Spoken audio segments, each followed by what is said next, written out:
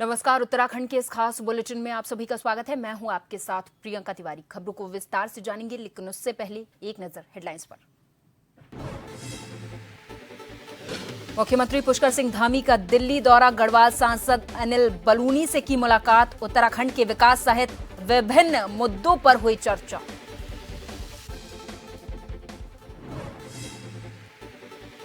हर घर तिरंगा अभियान को लेकर भाजपा गणाई मंडल की बैठक, प्रदेश मंत्री दिनेश आर्य ने कार्यकर्ताओं को दी जानकारी, कहा इसे जन जन का अभियान बनाना है।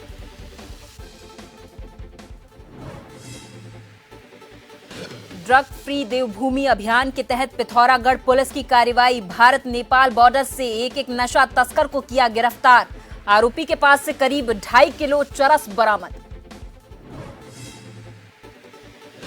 टनकपुर के किरोड़ा नाले में बही श्रद्धालुओं से भरी मैक्स गाड़ी, 2 युवतियों की मौत, 1 लापता, मुख्यमंत्री धामी ने जताया दुख, मजिस्ट्रेट जांच के दिए आदेश। और उत्तराखंड के 5 जिलों में भारी बारिश का अलर्ट, मौसम विभाग ने सभी को सतर्क रहने की दी सलाह, चमोली में बद्रीनाथ हाईवे बंद।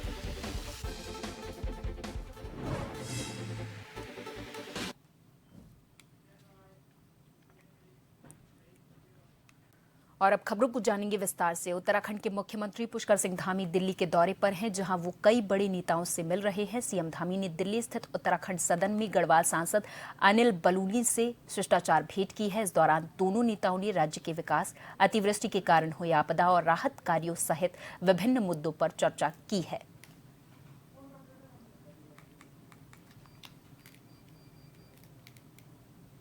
तो उत्तराखंड के सीएम पुष्कर सिंह धामी आज दिल्ली के दौरे पर हैं, जहां पर वो कई बड़े नेताओं से मिल रहे हैं। सीएम धामी ने दिल्ली स्थित उत्तराखंड सदन में गढ़वाल सांसद अनिल बलूनी से शिष्टाचार भेंट की है। इस दौरान दोनों ही नेताओं ने राज्य के विकास, अतिवृष्टि के कारण हुई आपदा और विभिन्न मुद्दों पर चर्चा की है।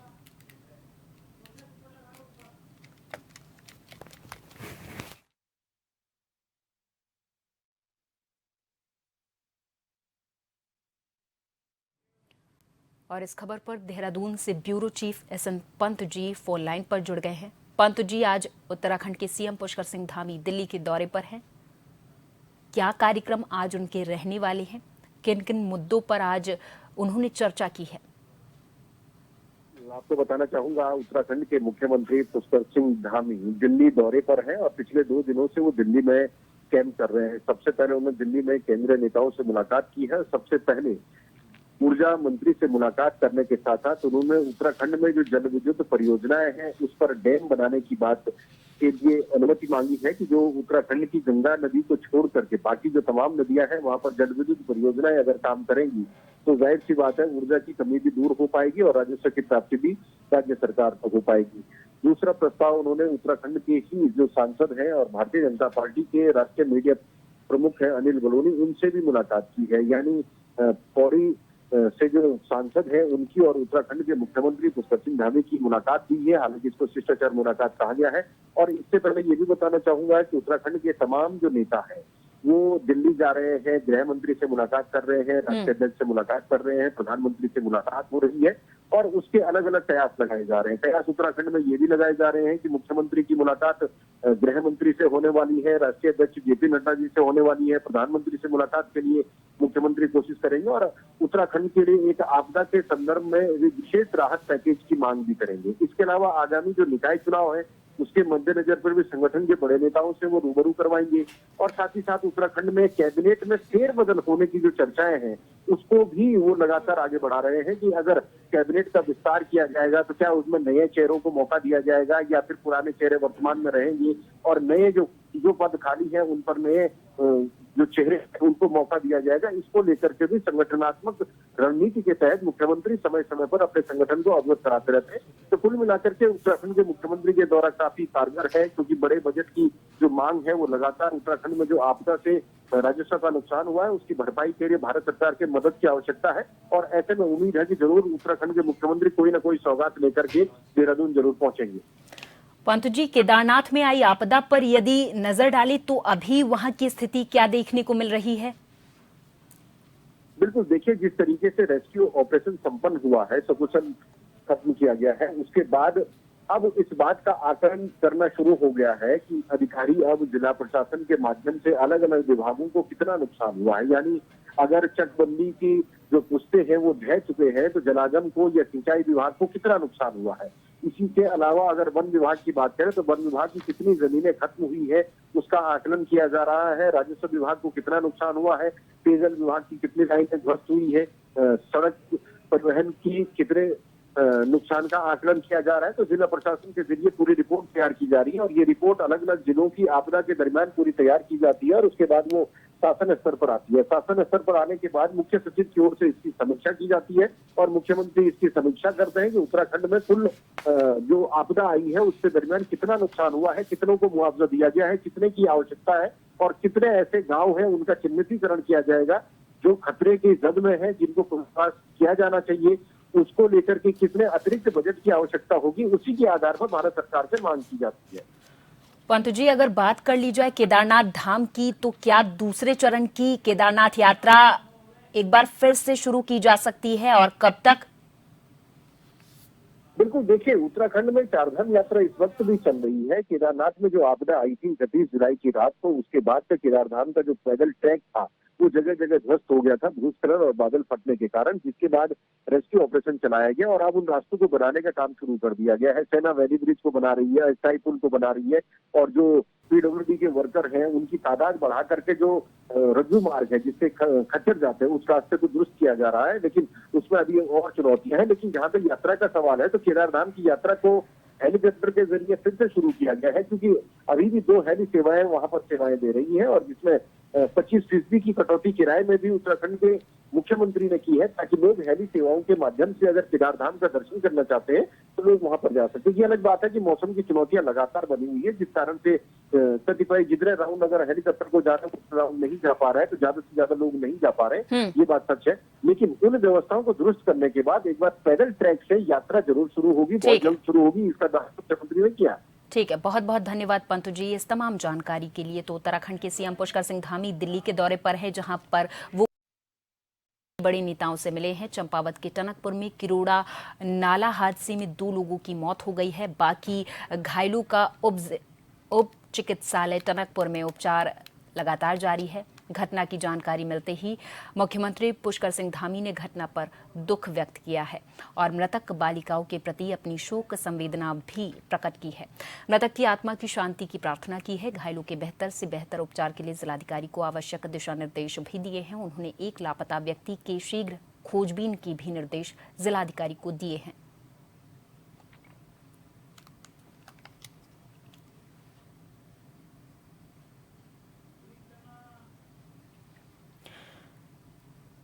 तो किरोड़ा नाला हादसे में 2 लोगों की मौत हो गई है। बाकी घायलों का उप चिकित्सालय टनकपुर में उपचार किया जा रहा है।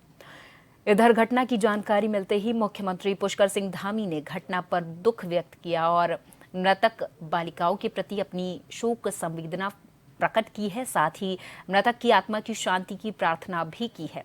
इसके साथ ही घायलों के बेहतर से बेहतर उपचार के लिए जिलाधिकारी को आवश्यक निर्देश भी दिए हैं। सीएम धामी लगातार नजर बनाए हुए हैं उत्तराखंड में जिस तरीके से आपदा लगातार आती जा रही है और हर जिले में ये आपदा आ रही है। इसकी वजह से कहीं ना कहीं उत्तराखंड के सीएम पुष्कर सिंह धामी भी इस पूरे मामले पर नजर बनाए हुए हैं कि कितनी अधिक से अधिक जानें बचाई जा सकें। इधर थराली में ट्रॉली निर्माण के दौरान हादसा हुआ है। दरअसल पीआरडी से बतौर बहुउद्देशीय कर्मी तैनात विनोद बिष्ट ग्रामीणों को नदी पार करा रहे थे, तभी ट्रॉली का रस्सा युवक के पैरों से जकड़ गया और ट्रॉली के आगे बढ़ते ही युवक रस्सी के वेग के साथ गिर पड़ा और नदी में पड़े पत्थरों पर गिरने से युवक के सिर पर गंभीर चोटें आई, जिससे उसकी मौत हो गई। स्थानीय ग्रामीणों ने लोक निर्माण विभाग के खिलाफ अपना गुस्सा जाहिर किया है और लोक निर्माण विभाग पर लापरवाही का भी आरोप लगाया है।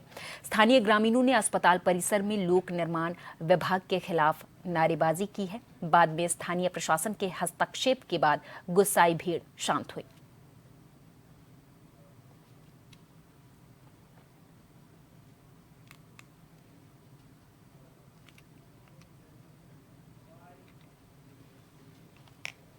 अपने गांव से धराली आ रहा था।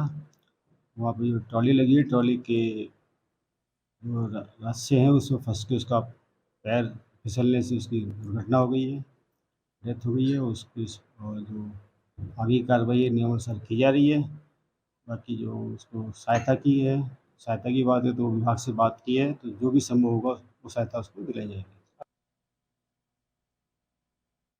हर घर तिरंगा अभियान के तहत विधानसभा गंगोलीहाट के गनाई मंडल के कार्यकर्ताओं ने भाजपा कार्यकर्ताओं के साथ मिलकर कार्यालय में बैठक की है, जिसमें मंडल प्रभारी और प्रदेश मंत्री दिनेश आर्या ने सभी कार्यकर्ताओं को अभियान के बारे में विस्तार से जानकारी दी और सभी से 11 अगस्त से 15 अगस्त तक तिरंगा यात्रा निकालकर सभी से अपने घरों प्रतिष्ठानों पर तिरंगा लगाने की अपील करने को कहा है।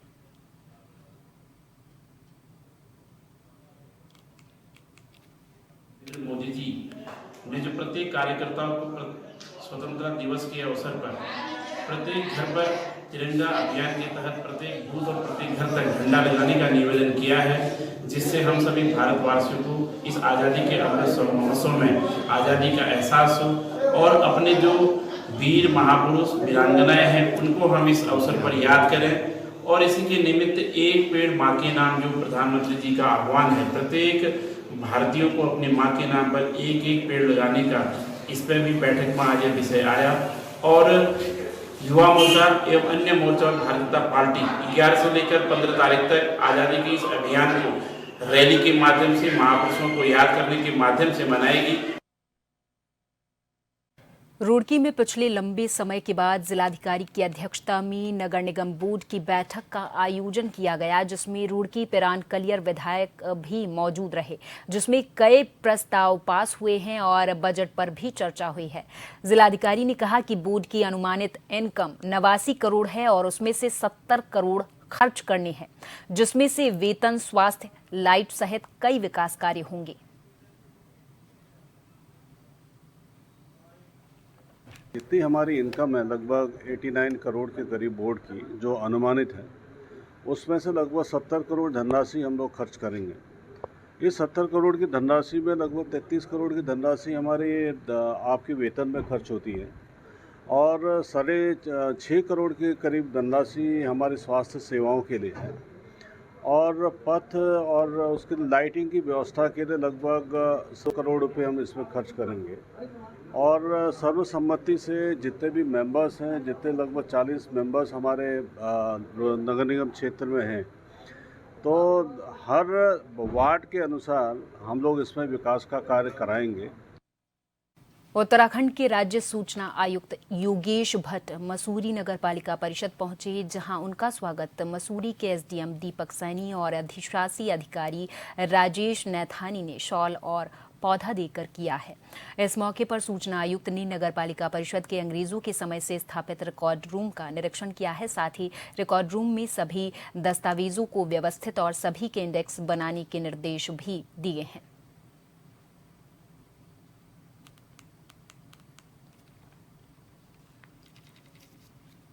सूचना अधिकार अधिनियम को लेकर एक सकारात्मकता बनी रहे और प्रत्येक लोक प्राधिकार का या पब्लिक अथॉरिटी का जो मुख्य कंसर्न है वो उसके अभिलेखागार से होता है, क्योंकि ज़्यादातर सूचनाएं डॉक्यूमेंट से, अभिलेखों से रिलेटेड होती हैं। तो इसी क्रम में अभिलेख का निरीक्षण किया गया। यहाँ पे बहुत पुरानी ब्रिटिशकालीन नगर पालिका है और पुराना रिकॉर्ड रूम है। काफ़ी कुछ यहाँ पर अन्य लोकल बॉडीज़ की अपेक्षा अच्छी स्थिति में। कुछ कमियां हैं जिनके लिए कहा गया है अधिकारियों को कि भविष्य में इसको जो है और व्यवस्थित करें, ताकि रिकॉर्ड मेंटेन करने में और पालिका की कर्मचारियों की, अधिकारियों की वर्क एफिशिएंसी बढ़ाने में मदद मिले।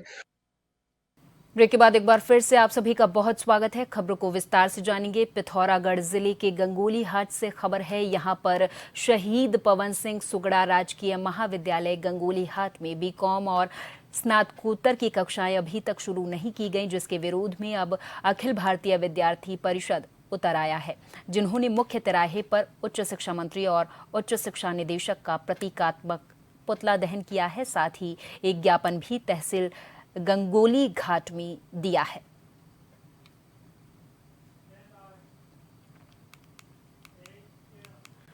केंद्रीय गढ़वाल विश्वविद्यालय के पौड़ी परिसर में छात्र संगठन ने धरना देना शुरू कर दिया। छात्रों का कहना है कि कॉलेज में दाखिले के लिए अनिवार्य की गई CUET की परीक्षा पहाड़ों के छात्रों के भविष्य के साथ खिलवाड़ कर रही है। CUET ने छात्रों की 2 अलग अलग पेपर जिले में रखे हुए हैं, जिससे मॉनसून सीजन में बंद रास्ते और कम समय होने के कारण भी कई छात्र इस बार प्रवेश परीक्षा को नहीं दे पाए। ऐसे में छात्र संगठन ने UG में ऑफलाइन मोड पर ही छात्रों को प्रवेश देने की मांग कॉलेज प्रशासन से कर दी है।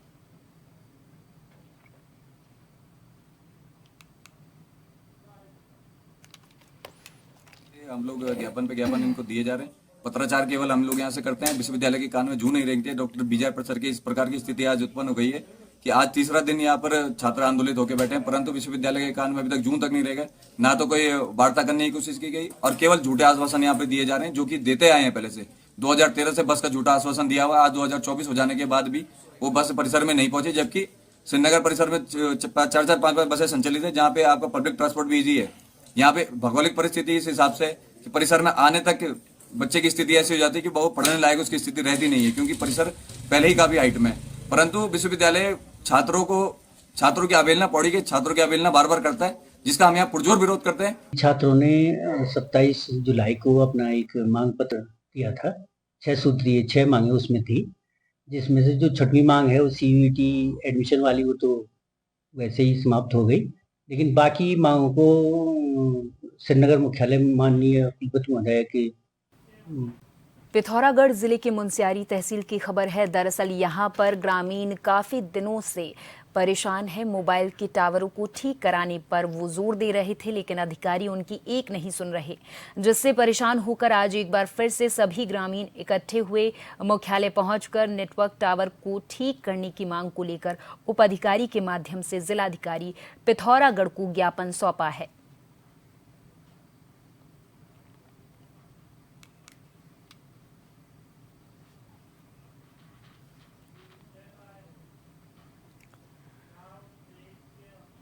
इधर पिथौरागढ़ पुलिस ड्रग फ्री देवभूमि अभियान को सार्थक करने के प्रयास में जुटी हुई है। इसी को देखते हुए जनपदीय सीमाओं और भारत नेपाल अंतर्राष्ट्रीय सीमा पर सघन चेकिंग अभियान चलाया जा रहा है, जिसके तहत एक आरोपी को गिरफ्तार भी किया गया है, जिसके पास से करीब 2 किलो 650 ग्राम चरस पुलिस ने बरामद किया है।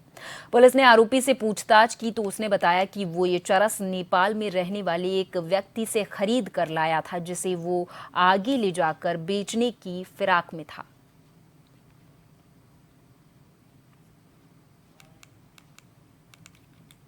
मिशन 2025 को सार्थक करते हुए पिथौरागढ़ पुलिस द्वारा एक और सफलता हासिल की गई है, जिसमें SOG व धारचूला पुलिस द्वारा संयुक्त चेकिंग के दौरान एक व्यक्ति को इंटरसेप्ट किया गया।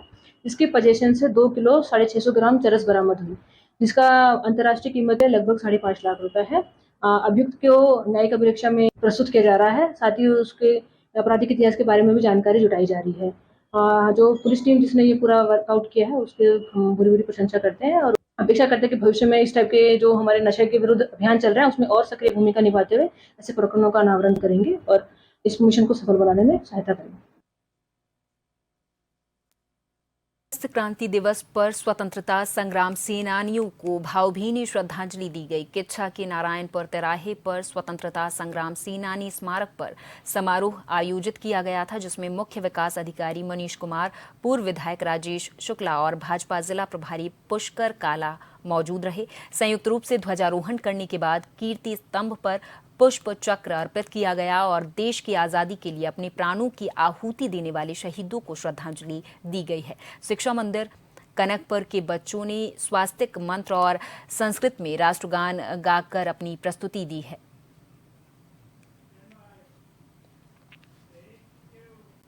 उत्तराखंड में आंशिक बादल मंडरा रहे और कहीं कहीं भारी बारिश का क्रम भी लगातार जारी है। बारिश के कारण लोगों को काफी परेशानियों का सामना करना पड़ रहा है। मौसम विज्ञान केंद्र के अनुसार आज देहरादून, उत्तरकाशी, टिहरी, चंपावत और ऊधम सिंह नगर में गरज चमक के साथ तीव्र वर्षा के दौर हो सकते हैं। कुछ क्षेत्रों में आकाशीय बिजली चमकने के साथ ही भारी बारिश को लेकर येलो अलर्ट भी जारी किया गया है।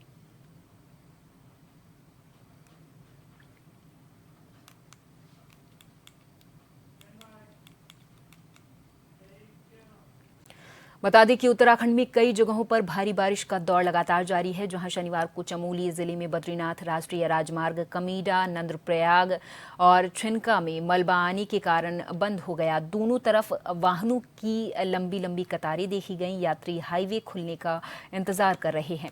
वहीं राजमार्ग बाधित होने से तीर्थयात्रियों को परेशानियों का सामना करना पड़ रहा है।